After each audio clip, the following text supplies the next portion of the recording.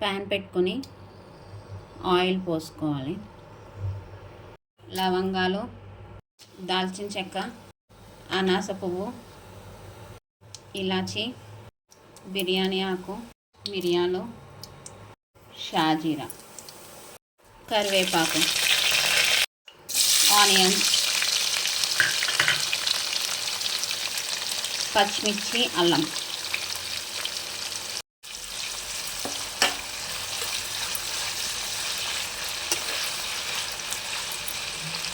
Onions వేగిన తర్వాత tomato తీసుకోవాలి. రుచికి సరిపడా ఉప్పు, కారం, పసుపు. మనం మూత పెట్టుకొని టమాటాని బాగా మగ్గనిద్దాం. ఇప్పుడు టమాటో గ్రేవీ రెడీ అయిపోయింది. దీంట్లో రైస్ వేసుకోవాలి. బాగా హై ఫ్లేమ్లో పెట్టి రోస్ట్ అయిన తర్వాత కొత్తిమీర వేసుకొని ఇంకొంచెం సేపు ఫ్రై అవనివ్వాలి. టొమాటో రైస్లో రైతా సూపర్ ఉంటుంది. బాగుంది.